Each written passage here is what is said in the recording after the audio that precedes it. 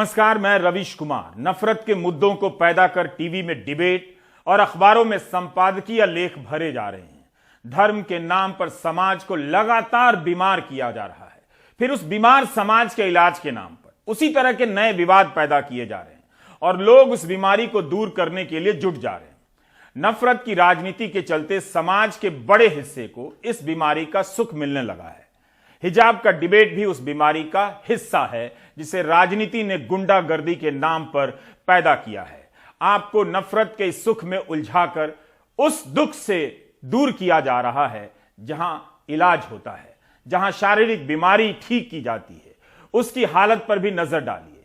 हिंदी प्रदेशों ने जिस तरह स्वास्थ्य के मुद्दे को पीछे धकेला है, उसके बदले में इलाज ने और उसके खर्चे ने उन्हें बर्बाद भी किया है। घर के घर तबाह हैं और कर्जे में हैं।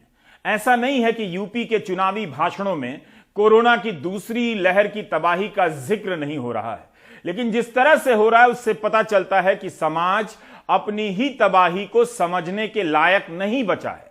ऐसे समाज को अगर हिजाब के नाम पर डिबेट की सप्लाई ना की जाए तो उसके पेट में मरोड़ उठने लगेगी। एक अच्छी बात यह है कि मुख्यमंत्री योगी आदित्यनाथ और सपा नेता अखिलेश यादव अपने भाषणों में स्वास्थ्य को भी जगह दिए जा रहे हैं। यही मेडिकल कॉलेज जहां पर बहुत सारे लोगों को इलाज मिल जाता, दवाई मिल जाती और किसी भी गरीब का पैसा नहीं खर्च होना, कहीं भाग करके नहीं जाना पड़ता, गंभीर से गंभीर बीमारी का इलाज यहां पर हो जाता। लेकिन भारतीय जनता पार्टी की सरकार आई, इस मेडिकल कॉलेज का भी काम पूरा नहीं किया, वैसा ही अधूरा पड़ा हुआ है। अगर यहां पर ये हार्ट का जो अस्पताल है ये शुरू हो गया होता तो बहुत सारे लोगों को बाहर नहीं जाना पड़ता, यहीं इलाज मिल जाता। ये कैंसर का अस्पताल यहां पर है। अगर कैंसर के अस्पताल का इलाज आज महंगा है, बहुत सारे आसपास के लोगों को कहीं बाहर जाना नहीं पड़ता, यहीं अस्पताल में इलाज मिल जाता। अभी तक शुरू नहीं कर पाई है सरकार। और भाइयों बहनों, आपके ललितपुर मेडिकल कॉलेज का काम प्रारंभ हो गया है ना? काम प्रारंभ हो गया है। 2023 में यहां पर हम मेडिकल की परीक्षा, मेडिकल की एडमिशन भी प्रारंभ करवा देंगे। और भाइयों बहनों, फिर ललितपुर में स्वास्थ्य का एक उत्तम केंद्र तो होगा ही होगा, लेकिन साथ साथ डॉक्टर बनाने का भी एक संस्थान ललितपुर वासियों को ललितपुर के अंदर प्राप्त हो जाएगा। पिछले साल अक्टूबर से जब यूपी सरकार ने चुनावी अभियान शुरू किया तो उसके विज्ञापनों में अस्पताल और मेडिकल कॉलेज का खूब जिक्र आया। प्रधानमंत्री ने गोरखपुर एम्स के एक वार्ड का, एक सेंटर का उद्घाटन भी किया। लेकिन क्या स्वास्थ्य का मुद्दा आचार संहिता लागू होने के बाद जोर पकड़ सका? यह बात लगभग भुला दी गई है कि 2017 में सरकार में आने के बाद मुख्यमंत्री योगी आदित्यनाथ ने यूपी की स्वास्थ्य व्यवस्था को लेकर एक श्वेत पत्र जारी किया था। कितना सीरियस मामला था उनके लिए। उस श्वेत पत्र की तुलना में 5 वर्षों में कितना सुधार हुआ है, इसके लिए अगले श्वेत पत्र का इंतजार कीजिए। यह श्वेत पत्र मुख्यमंत्री बनने के बाद सितंबर 2017 में जारी हुआ। तब नए मुख्यमंत्री ने कहा कि अस्पतालों में डॉक्टरों के 40% पद खाली हैं उत्तर प्रदेश में। पिछली सरकार के पास भर्ती की कोई योजना नहीं थी। इस वक्त कितने डॉक्टर बहाल हो चुके हैं, कितने प्रतिशत पद खाली हैं, काश इन सब सवालों पर बहस होती और मुख्यमंत्री आदित्यनाथ श्वेत पत्र के जरिए सही आंकड़े देते। तब यूपी के मुख्यमंत्री योगी आदित्यनाथ ने कहा था कि यूपी के अस्पतालों में सीटी स्कैन से लेकर एमआरआई मशीन तक की भयंकर कमी है। क्या आज हालात बदल गए हैं? कोरोना की दूसरी लहर में आईसीयू की क्या हालत थी, सबने देखा। श्वेत पत्र जारी करने के कुछ महीने बाद जब मुख्यमंत्री योगी आदित्यनाथ 2017 में केरल जाते, तब कहते हैं कि केरल को यूपी के हेल्थ सिस्टम से सीखना चाहिए। जब अखिलेश यादव ने कुछ किया ही नहीं था और इतना खराब कर दिया था, तब फिर क्या चंद महीनों में यूपी की स्वास्थ्य व्यवस्था इतनी बेहतर हो गई थी कि केरल को यूपी से सीखने की नसीहत दिए जा रहे थे योगी आदित्यनाथ। एक वर्ष में 300 से अधिक मौतें डेंगू से केरल के अंदर होना, चिकनगुनिया से सैकड़ों मौतें होना, यहाँ इस बात को प्रमाणित करता है कि अपनी जिम्मेदारियों का निर्वहन सीपीएम सरकार नहीं कर रही है। हमने 7 दिसंबर 2021 के प्राइम टाइम में यूपी के कई जिला अस्पतालों का हाल दिखाया। यूट्यूब में प्राइम टाइम को काफी देखा जाता है, लेकिन स्वास्थ्य पर किए गए इस एपिसोड को बहुत कम लोगों ने देखा। हम जानते थे कि समाज को इस बात से कोई फर्क नहीं पड़ता कि स्वास्थ्य की स्थिति कैसी है। उसके अपने कोरोना की दूसरी लहर में तड़प तड़प कर मर गए अस्पतालों के बाहर और भीतर, तब भी फर्क नहीं पड़ता है। आप उस एपिसोड को यूट्यूब में जाकर देख सकते हैं। हमने दिखाया कि कई जिला अस्पतालों में, कई महत्वपूर्ण विभागों में डॉक्टर नहीं है। इलाज के नाम पर मरीज को इस अस्पताल से उस अस्पताल में रेफर कर दिया जाता है। रेफर ही इलाज है। 7 दिसंबर के प्राइम टाइम में हमने अपने सहयोगियों के अलावा यूपी के हिंदी अखबारों में छपी खबरों का भी सहारा लिया था। आज भी हम अमर उजाला की 2 खबरों का सहारा ले रहे हैं। एक आज छपी है और एक 2-4 दिन पहले। दोनों गाजियाबाद और लोनी के अस्पताल की है। आशुतोष यादव की इस खबर में बताया गया है कि गाजियाबाद के बमहेटा गांव में 4.25 करोड़ का अस्पताल बनकर तैयार है, लेकिन 1 साल से इलाज शुरू नहीं हुआ है क्योंकि डॉक्टर से लेकर नर्स तक के पद ही सृजित नहीं किए गए, पोस्ट ही क्रिएट नहीं हुआ, तो डॉक्टर नहीं आया, केवल बिल्डिंग खड़ी है। दूसरी खबर है कि लोनी में 17 लाख की आबादी पर मात्र 50 बेड का अस्पताल 2018 में बनना शुरू हुआ, आज तक बन ही रहा है, इलाज शुरू नहीं हुआ है। अस्पताल और स्वास्थ्य केंद्र के नाम पर इमारतें जल्दी बना दी जा रही हैं। पुरानी इमारतों को रंगवा दिया जा रहा है ताकि गांव में लोगों के बीच उम्मीद चालू हो जाए। रंगाई हुई है, दवाई भी होगी। 1-2 साल इस उम्मीद में कट जाते हैं। बीच बीच में हिजाब का डिबेट लोग देखते रहते हैं। यह पैटर्न आपको हर राज्य में दिखेगा, इसलिए बिल्डिंग बनाकर विकास दिखाने का चलन बढ़ गया है। आज के प्राइम टाइम के लिए जब हमने मेडिकल कॉलेज की संख्या को लेकर रिसर्च करना शुरू किया तो एक अजीब सा पैटर्न नजर आया। 2017 के पहले 70 साल में बने मेडिकल कॉलेजों की संख्या यूपी में अलग अलग बताई जा रही है। 2017 के बाद योगी काल में बने मेडिकल कॉलेजों की संख्या भी अलग अलग बताई जा रही है। यह ट्वीट 8 फरवरी का है, जिसे बीजेपी यूपी के हैंडल से ट्वीट किया गया है। इसमें दावा किया गया है कि 5 साल में यूपी में 33 मेडिकल कॉलेजों के निर्माण की कार्यवाही को आगे बढ़ाया गया है। 70 साल में केवल 12 मेडिकल कॉलेज बने थे। भाषा पर ध्यान दीजिए, निर्माण की कार्यवाही को आगे बढ़ाया गया है। 4 दिनों के बाद योगी आदित्यनाथ जब ट्वीट करते हैं तब उसमें 70 साल में बने मेडिकल कॉलेजों की संख्या 12 से बढ़कर 16 हो जाती है और लिखते हैं कि 2017 के बाद 59 जनपद में न्यूनतम 1 मेडिकल कॉलेज क्रियाशील है, मतलब चालू हालत में है। 8 फरवरी को 33 मेडिकल कॉलेज निर्माणाधीन है, लेकिन 12 फरवरी के ट्वीट में यूपी में 59 न्यूनतम कॉलेज क्रियाशील हैं। निर्माणाधीन और क्रियाशील के चक्कर में फंसे रहिए और मेडिकल कॉलेजों की संख्या योगी आदित्यनाथ के ट्वीट में 33 से बढ़कर 59 हो जाती है। 4 दिनों के भीतर सिर्फ ट्वीट में यूपी में मेडिकल कॉलेजों की संख्या में 26 मेडिकल कॉलेज जुड़ जाते हैं। आपने देखा कि योगी आदित्यनाथ 2017 के पहले यूपी में बने मेडिकल कॉलेज की संख्या 12 भी बताते हैं और 16 भी बताते हैं। अब इस ट्वीट को देखिए। 4 फरवरी को बीजेपी यूपी की तरफ से जेपी नड्डा का बयान ट्वीट किया जाता है, जो बीजेपी के राष्ट्रीय अध्यक्ष हैं। लिखा है कि 2014 में यूपी में 15 मेडिकल कॉलेज थे, अब देश में सबसे अधिक 59 कॉलेज हैं। 5 फरवरी को यूपी बीजेपी रक्षा मंत्री राजनाथ सिंह का बयान ट्वीट करती है कि यूपी में 2-4 मेडिकल कॉलेज ही थे, आज 59 बन गए हैं या निर्माणाधीन हैं। 12 कॉलेज थे। कितने साल में 12 कॉलेज बने थे बताओ भाई? 70 गोविंद वल्लभ पंत से लेकर अखिलेश बाबू तक 12 कॉलेज बने थे। जोर से बोलो कितने मेडिकल कॉलेज थे? और जोर से बोलो कितने थे? आज हमने 5 साल में 12 से बढ़ाकर 40 तक पहुंचाने का काम ये भारतीय जनता पार्टी। अलग अलग संख्या से भ्रम फैलता है, लेकिन दूर कौन करेगा पता नहीं चलता है। 5 साल में यूपी में कितने मेडिकल कॉलेज बने? 28 बने, 33 बने या 59 बने? अभी आपने देखा कि मुख्यमंत्री योगी आदित्यनाथ कह रहे हैं कि 5 साल में यूपी में 33 मेडिकल कॉलेज बनने शुरू हुए। फिर वही मुख्यमंत्री कहते हैं कि यूपी में 59 मेडिकल कॉलेज न्यूनतम चल रहे हैं, न्यूनतम 59। और अमित शाह कहते हैं कि योगी काल में मेडिकल कॉलेजों की संख्या 12 से बढ़कर 40 हो गई। अमित शाह के अनुसार योगी के काल में 28 मेडिकल कॉलेज बने।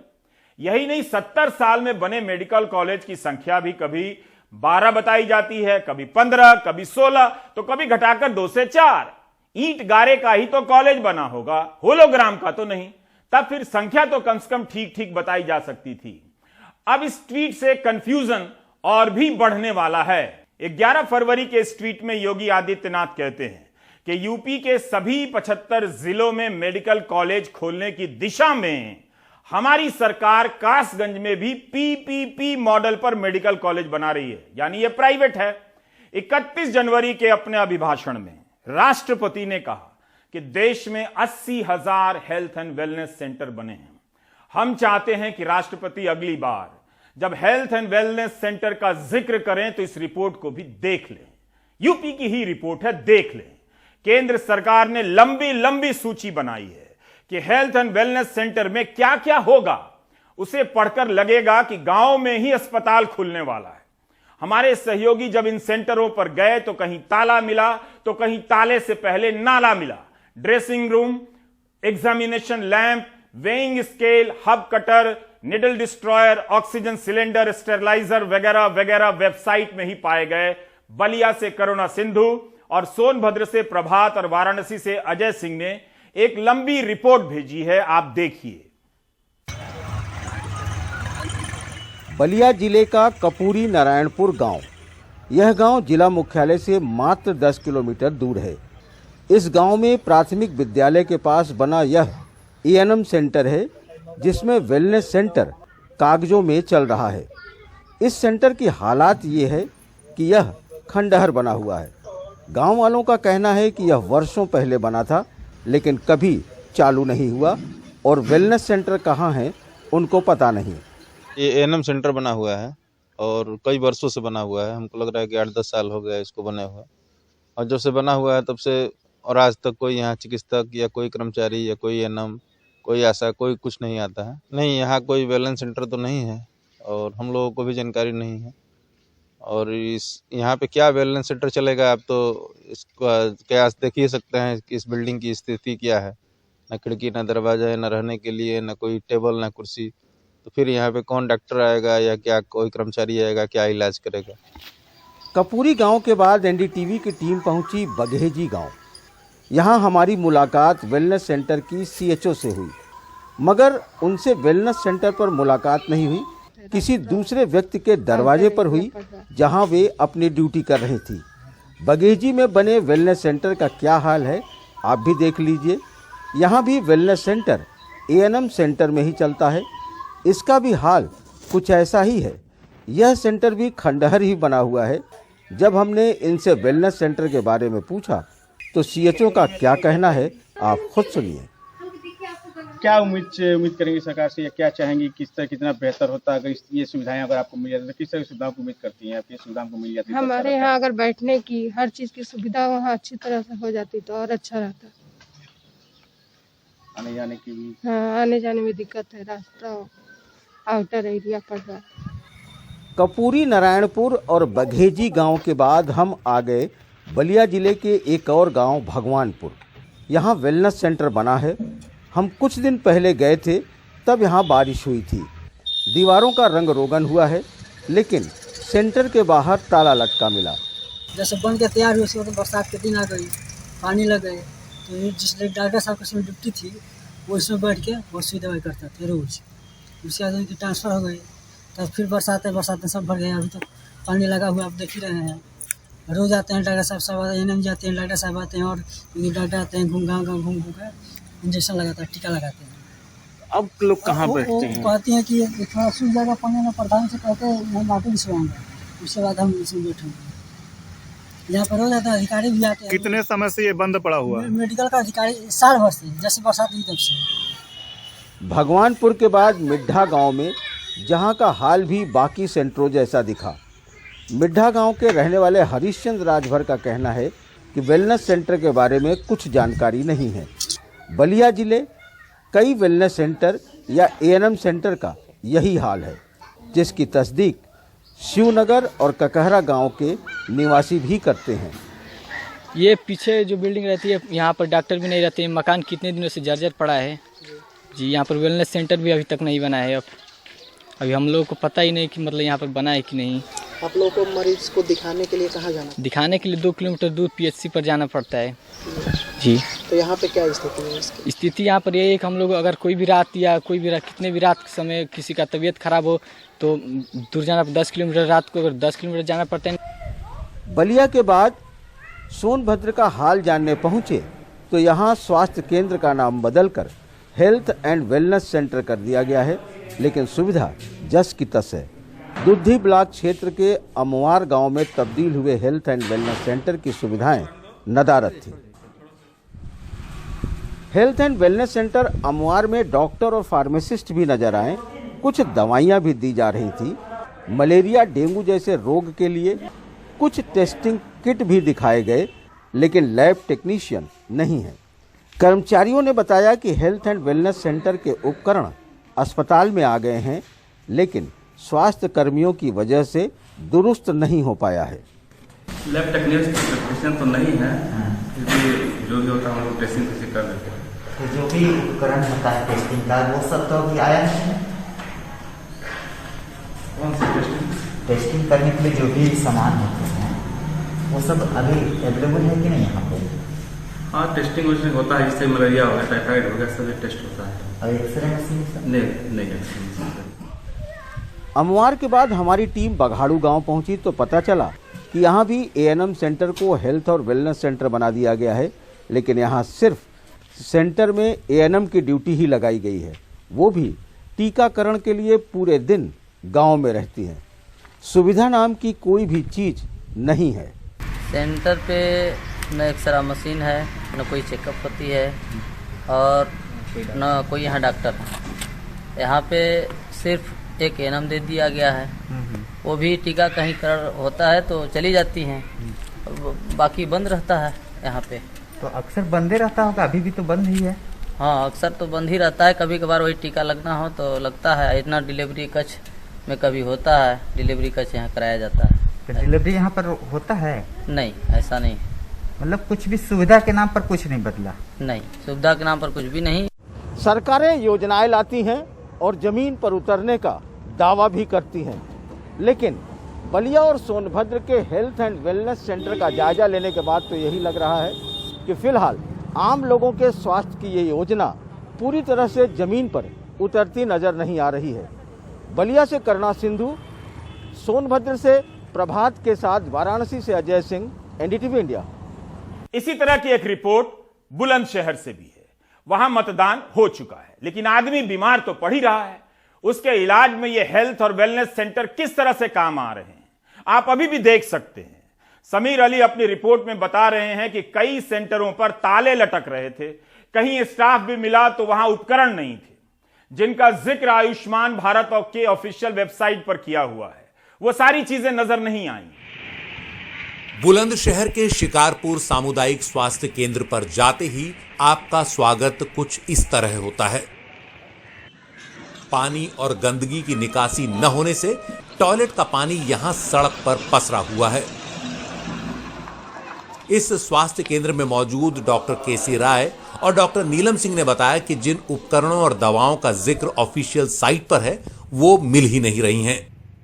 डॉक्टर केसी राय ने बताया कि उनके क्षेत्र में 8 उपकेंद्रों को हेल्थ और वेलनेस सेंटर में बदला जा चुका है, लेकिन वहां पर सिर्फ एक ANM, एक CHO और एक आशा वर्कर की ही नियुक्ति की गई है। देखिए सर, जो चीज हमें उपलब्ध कराई जा रही है हम उन तक उपलब्ध करा रहे हैं। बाद बाकी जो जिले से हमें मिलता है, जैसे गाइडलाइन आती है, गाइडलाइन के थ्रू जो चीजें होती है, गाइडलाइन के थ्रू जितनी सामान होना चाहिए वो तो सर पूरा अभी नहीं है।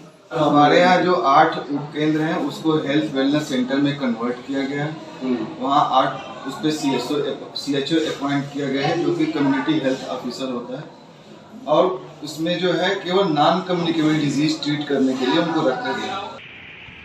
शिकारपुर से हम कैलावन हेल्थ एंड वेलनेस सेंटर आ गए। जिस केंद्र को चालू हालत में बता रहे थे वहां हमें ताला लगा मिला।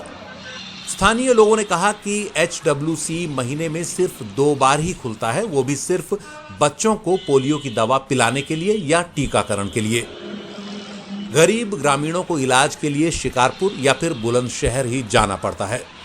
ताला लग रहा था, ताला लग रहा है। जैसे अभी 1 बज रहा है तो अभी तो खुला होना चाहिए था ना, खुला ही ना, आगे खुला ही नहीं है ना। क्या नाम है आपका? बंटी। बंटी, बंटी आपने शिकायत नहीं की है कि भाई गांव में बनाए गए हैं, क्यों नहीं खोलते हैं? हमें क्या पता क्यों नहीं खोलते हैं, खुला ही ना, आगा तो बंद ही रह रहा, सील बंद सही नहीं समझोगे। तो यहाँ की जो गाँव की बहन बेटियां हैं वो कहाँ जा रही हैं इलाज के लिए? शिकारपुर या बुलंदशहर। हाँ जी। तो दूर तो पड़ता है। कैलावन HWC के बाद हम रजपुरा गांव आए। यहां भी ताला लटका मिला। अस्पताल के चारों ओर उपले ही उपले दिखाई दे रहे थे। ग्रामीणों ने कहा कि जब से हेल्थ एंड वेलनेस सेंटर बना है, किसी को भी वहां से इलाज नहीं मिला है। स्टाफ ही महीने में सिर्फ 1 बार आता है। जिन अस्पतालों को गरीब ग्रामीणों के इलाज हेतु बनाया गया था, उनकी हालत तबेले जैसी हो गई है। तो ये हेल्थ एंड वेलनेस सेंटर कब बना था यहाँ? ये अभी तो कई साल है बनी थी। अच्छा, और ये वाली बिल्डिंग? और ये 2 साल से वही है। तो यहाँ बैठते हैं डॉक्टर वगैरह? कोई ना बैठे है, बस मैं कहता नहीं, महीना में 2 बार खुले है, बस इंजेक्शन लगे बच्चन के और ये वैक्सीन लगी का बस। अच्छा, उपचार के लिए कभी नहीं खुलता? कोई ना, कभी ना खोले, कोई ना खोले। अच्छा, तो गांव की जो बहन बेटियां हैं कहाँ इलाज करा रही हैं? बुलंदशहर जहाँ या शिकारपुर।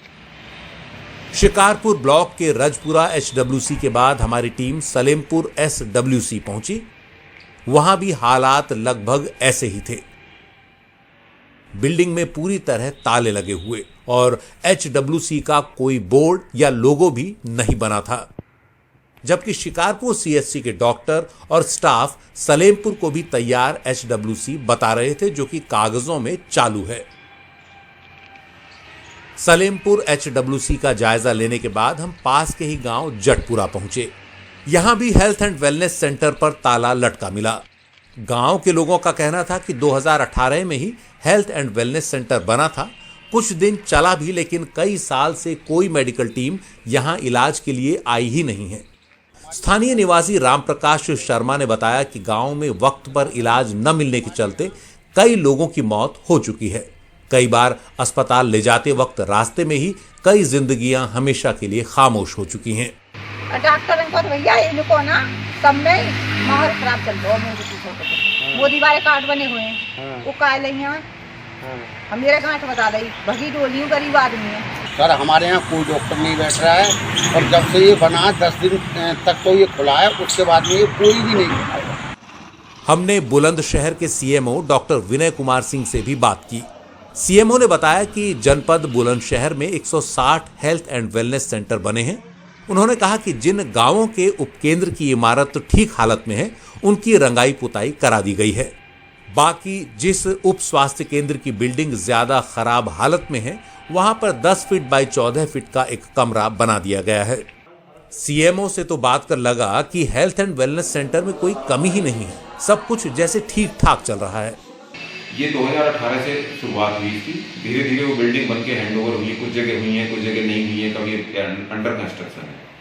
CHOs ट्रेनिंग के दौरान 6 महीने के ब्रिज कोर्स के बाद स्टाफ नर्स का जो कोर्स होता है 3 साल का, उसके बाद 6 महीने का एक ब्रिज कोर्स करके उनको इस हेल्थ एंड वेलनेस पर्पज के लिए तैयार किया गया, उनको अपॉइंट किया गया और उन्होंने अपना काम शुरू भी किया और उनके पास दवाइयाँ भी हैं, टेस्ट की सुविधा भी है। हमारी टीम ने अभी अपना सफर खत्म नहीं किया। हमारी टीम बुलंदशहर सदर के गांव ढकौली पहुंची। वहां भी दरवाजों पर बड़े बड़े ताले लगे दिखाई दिए और ढकौली गांव के लोगों का भी यही कहना था कि उनके गांव का उप स्वास्थ्य केंद्र हमेशा बंद रहता है। गांव के चाहे बच्चे हों या बुजुर्ग, पुरुष हों या महिला, सबको तकलीफों का सामना करते हुए इलाज के लिए शहर ही जाना पड़ता है, जबकि गांव में सालों से उप स्वास्थ्य केंद्र की ये बिल्डिंग बनी हुई है, लेकिन गांव के लोगों को एक दिन भी इस स्वास्थ्य केंद्र से उपचार नहीं मिला। 4 साल के अकॉर्डिंग मानो इसको, 4 साल से कंप्लीट है। बिकॉज अभी इसमें कोई ऐसा क्राउड वाली कोई हम नहीं देख रहे हैं। क्या है, खंडर बना रखा है सब कुछ, ना कोई आ रहा, ना कोई मंडी में, ना ही कोई इसी तरीका से हमारे बुजुर्ग लोग आते हैं बट परेशान होते हैं। ऐसा कुछ नहीं है। कहाँ इलाज होता, कराने जाना होता है? इस शहर जाते हैं डायरेक्ट, यहाँ कोई नहीं है, कोई आ ही नहीं रहे। ऐसे दर्जनों हेल्थ एंड वेलनेस सेंटर्स की खाक छानने के बाद हमारी टीम को आखिरकार बुलंदशहर नगर कोतवाली क्षेत्र की धमेड़ा अड्डा बस्ती में बना PHC health and wellness centre खुला मिल ही गया। सेंटर में पहुंचने पर वहां की तस्वीरें कुछ यूं मिली। सुबह के वक्त ही सेंटर पर एक एएनएम और एक सपोर्टिंग स्टाफ को छोड़ कोई मौजूद नहीं था। Doctor, pharmacist, community health officer और लैब इंचार्ज चारों के ही केबिन खाली थे। पूछने पर पता चला कि सब सीएमओ ऑफिस गए हुए हैं।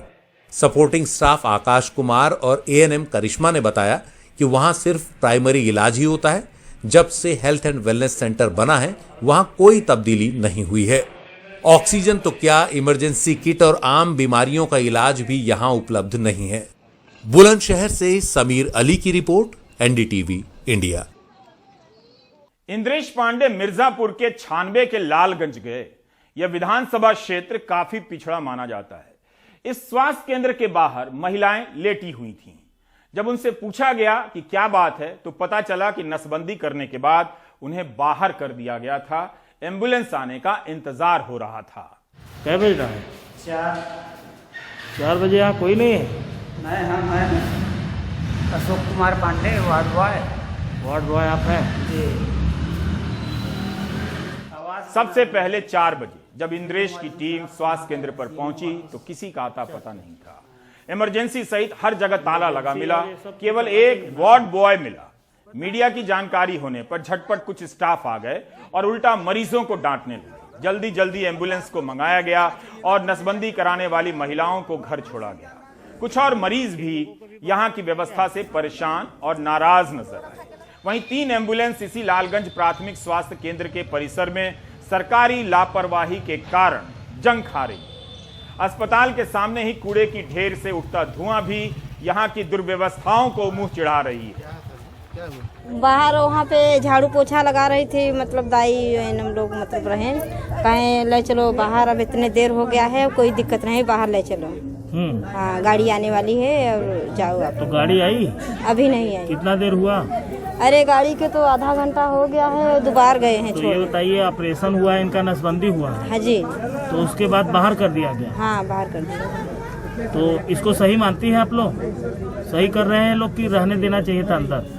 नहीं, रहना देना चाहिए अंदर, मगर लेकिन हटा दिया गया। हाँ, कहें इतना समय हो गया है, बाहर ले चलो। यहाँ पे आए थे जब आप सामुदायिक स्वास्थ्य केंद्र लालगंज में? हाँ। तो क्या हुआ, डॉक्टर नहीं मिले? नहीं। क्या हुआ? डॉक्टर नहीं मिले, क्या करी साहब? तो फिर आप कैसे काम चला आपका?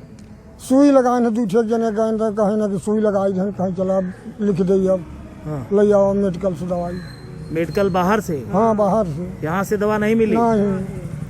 क्या बोल रहे हैं, दवा नहीं है क्या? नहीं, कहें कि जाओ भोज देखा आवत हम, कहे ना जा पैसा लाओ, हम गरीब आदमी मरता है, पैसा कहाँ पाई सरकार। टाइम्स ऑफ इंडिया की एक खबर आई है कि गुजरात में जीएसटी अधिकारियों ने 32,310 करोड़ का फेक बिल घोटाला पकड़ा है। कितना? 32,310 करोड़ का फेक बिल घोटाला पकड़ा है। 4.5 साल में यह कारनामा हुआ है। आप हिजाब का डिबेट देखते रह गए, उधर भाई लोग 1875 फर्जी कंपनियां बनाकर सरकारी खजाने को 4200 करोड़ का चूना लगा गए। कम से कम जीएसटी के अफसर इन्हें ना भी पकड़ें तो इनके फेसबुक पोस्ट का स्क्रीनशॉट तो दे ही दें, ताकि हम भी देख लें कि ये राष्ट्रवाद के समर्थन में किस तरह से डूबे हुए थे, इस देश को कितना प्यार कर रहे थे, जिस देश को इन्होंने 4200 करोड़ का चूना लगाया है। ये हीरा कौन लोग हैं? इन फ्रॉडियों की अलग ही मुफ्त योजना इस देश में चल रही है। अभी तक ऋषि जी अरेस्ट नहीं हुए हैं। वही ऋषि अग्रवाल साहब जिन पर 23,000 करोड़ के बैंक फ्रॉड का आरोप है, मौज में ही होंगे, जरूर घी में सरसों तेल फ्राई कर रहे होंगे। बाय द वे, वो बाबा किधर है जो नेशनल स्टॉक एक्सचेंज चला रहा था? क्या उसने 16 फरवरी का प्राइम टाइम देख लिया होगा? जरूर हंस रहा होगा, मुझ पर नहीं, देश पर। सुखी जीवन जी रहा होगा। आप बेवजह दुखी ना हो। मुफ्त अनाज मिल रहा है, ले लीजिए, ब्रेक भी ले लीजिए।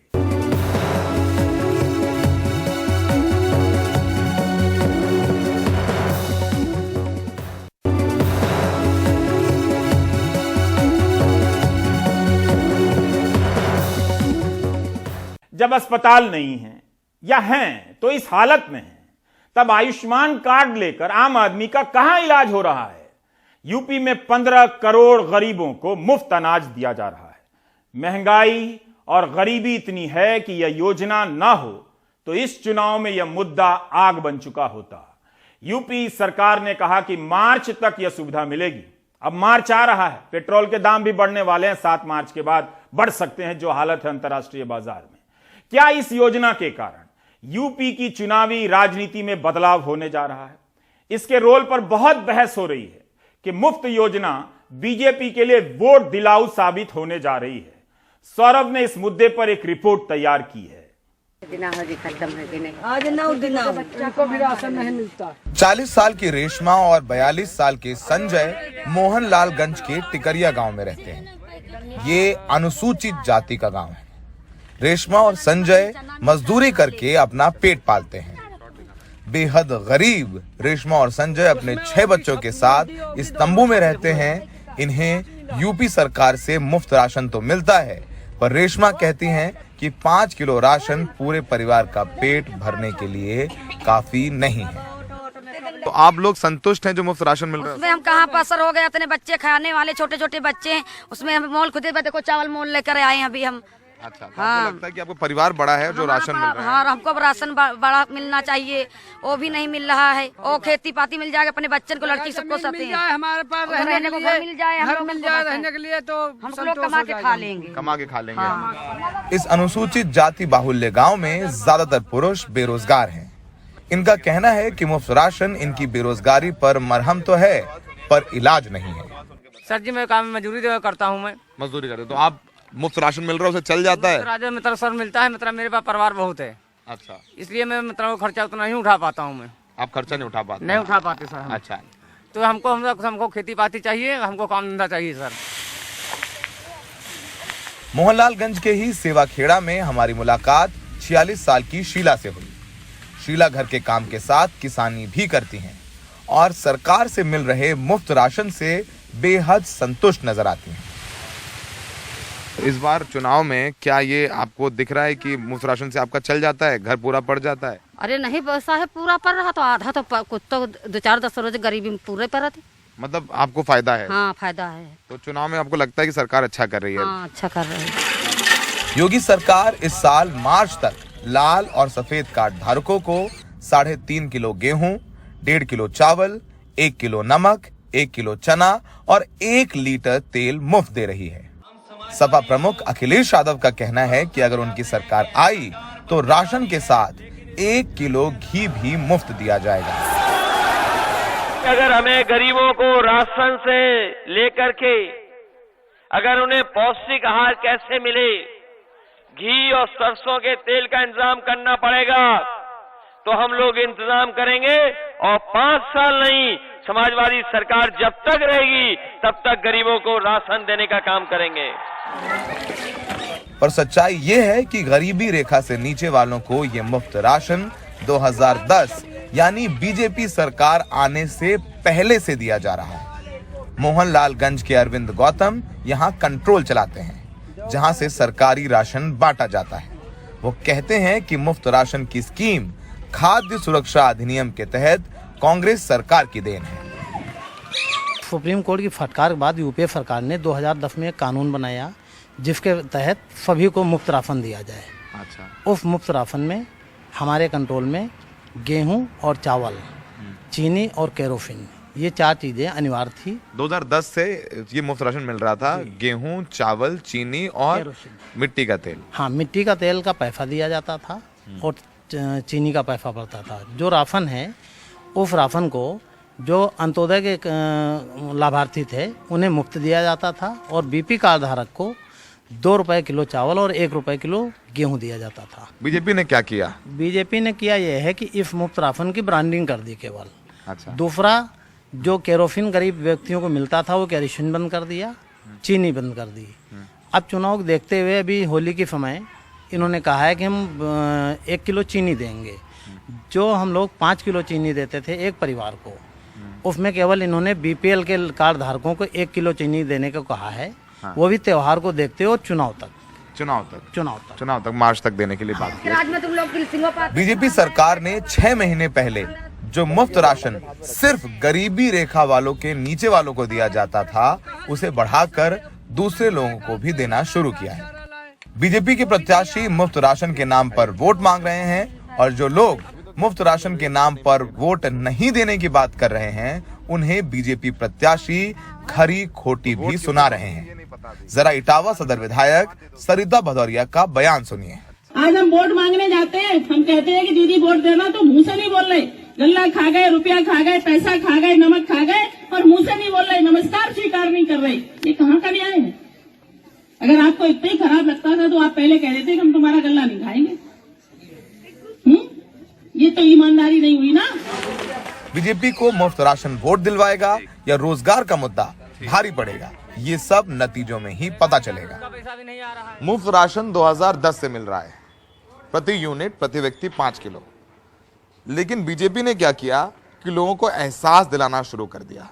जो कांग्रेस या समाजवादी पार्टी की सरकार लोगों को एहसास नहीं दिला पाई कि हम आपको मुफ्त राशन दे रहे हैं, लेकिन बीजेपी बकायदा पर्चे छपवा के, होर्डिंग लगवा के, अखबारों में लिखवा के कि हम आपको देखिए मुफ्त राशन दे रहे हैं, तो उसके लिए हमें वोट करिए। तो बीजेपी अपने मुफ्त राशन पर वोट मांग रही है। पुरानी सरकारों ने किया लेकिन उसकी ब्रांडिंग नहीं कर पाए।